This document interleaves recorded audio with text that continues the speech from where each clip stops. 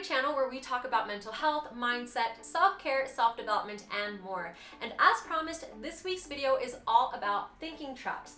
What are cognitive distortions? So if you watched my video last week on how to stop negative thoughts with 4 simple tips, I mentioned cognitive distortion thinking patterns and said that this week's video would be about 10 of the most common ones so you can be aware of what they are and be able to identify if they happen to you.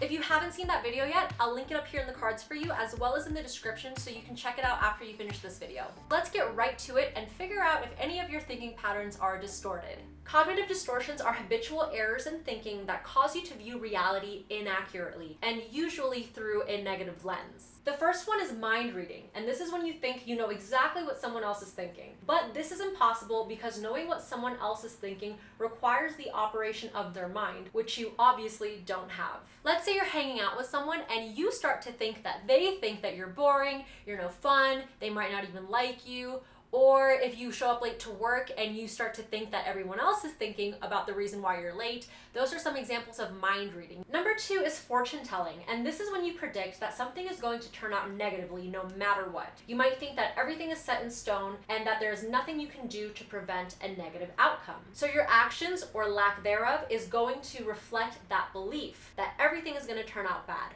And you confirm that belief or that expectation once it actually happens based on the action you did or didn't take to achieve a different outcome. So these are the types of things like, I'm gonna fail my exam, I'm gonna show up late, I'm not gonna do a good job on this project.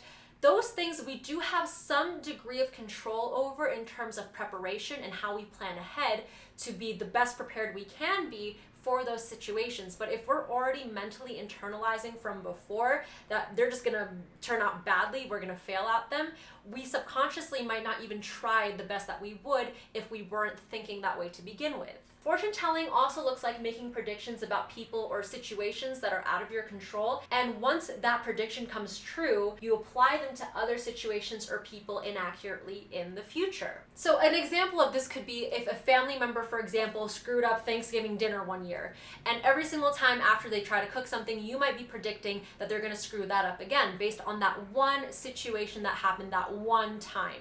Or if you have a job interview but didn't get the job, you might take that as evidence to predict that you won't get the next job that you interview for. So again, these are very distorted ways of thinking. Number 3 is black and white thinking, also known as polarized thinking and also known as all or nothing thinking. This is when you think in extremes. This is when your thinking tends to be at one side of a spectrum, and it's usually the negative side. But this is distorted thinking because reality and life actually exist within the middle of that spectrum, in between the two extremes. So if you're thinking that you have to be number 1 or nothing at all, in whatever it is, that is an example of black and white thinking. Number 4 is mental filtering, and this is when you ignore the positives and solely focus on the negatives. Out of all the information or feedback that you're receiving, you're filtering out the good parts and only latching on to the bad parts. But constantly having a negative perspective of yourself or your life will take away the enjoyment that can be found every day and prevents you from being able to come to balanced conclusions about any given situation. So this would be like preparing a big meal for friends or family,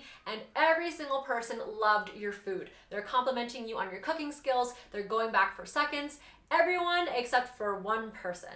And it's obvious this person didn't like the food, they didn't even finish their plate, and you're hung up on that one piece of negative feedback, of negative information, and ignoring all the positive feedback that you received. Number 5 is catastrophizing. When you're faced with the unknown, you fear the absolute worst. Worry can quickly turn into extreme anxiety or panic. Some people might describe this as an overreaction or being overdramatic, but there could be valid reasons behind it, and there usually is. Catastrophizing often develops over time due to several unfortunate events somebody went through in their past, a lot of the times when they were much younger. And when another situation they perceive as danger or a cause for worry happens, they automatically fear the worst. A perfect example of this is when someone you love was supposed to be back by now, but they're not answering their phone and you have no idea where they are.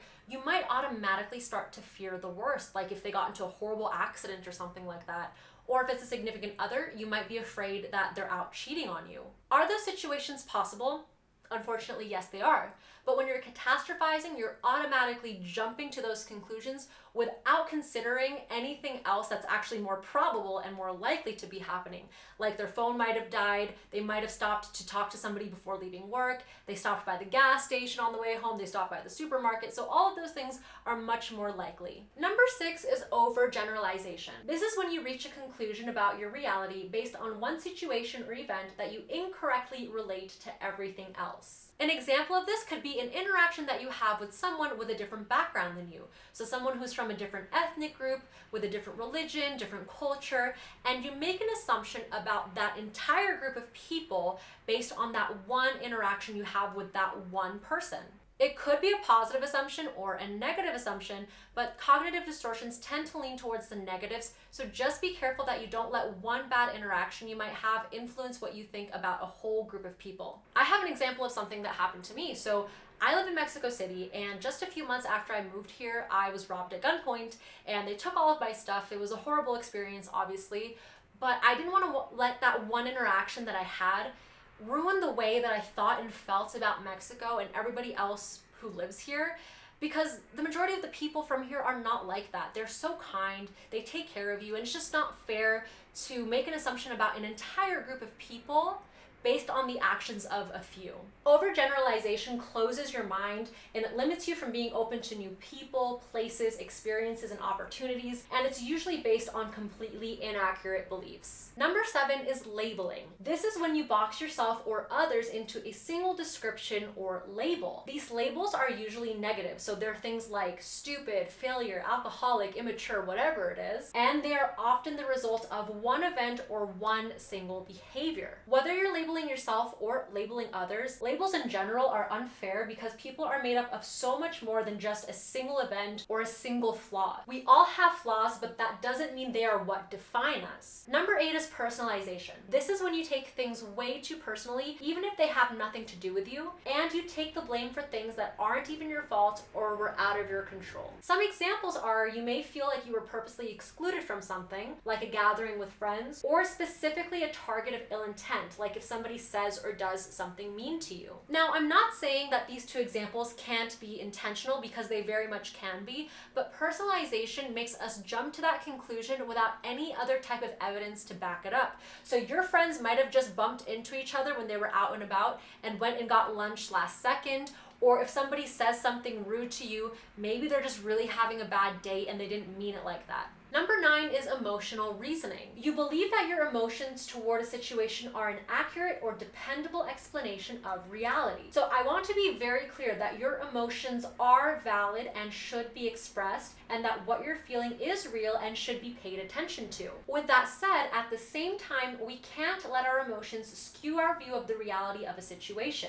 Our emotions can be really powerful, and they're so close and personal to us that we might not be able to look at a situation from an objective standpoint. That's why we tend to talk to people when we're going through a difficult situation that has a lot of emotions involved, because we need somebody like a friend, a family member, or a therapist who has a more objective viewpoint, because their emotions aren't as involved in it as ours are. I actually made a video about that a while ago, how to make the right tough decisions, so I'll link that up here for you as well, and in the description box if you're interested in watching it after this one. So instead of relying solely on emotions to determine the reality of a situation, we must base reality on evidence and logic. And number 10 is should statements. This is having expectations about what you or others should or must do, or how things should or must be. Oftentimes, these expectations that you set for others just aren't met, and if they're not, you might feel disappointment, anger, or resentment towards that person. And if expectations that you set for yourself aren't met, you might feel guilt, shame, and inadequacy towards yourself. The only thing you can do is your best, and if something doesn't work out the way that you thought it should, just learn to move forward and not let that affect other aspects of your life. So how many of these cognitive distortions have you experienced, and do you still experience them? Let me know in the comments below. And just like that, we made it to the end of the video. Thank you so much for watching. Don't forget to check out those videos I mentioned. I'll link them in the cards and the description. And if you would like to receive a notification when I post my newest videos, hit that subscribe button as well. But in the meantime, I hope you're having a wonderful day or night wherever you are in the world, and I will see you in next week's video. Bye!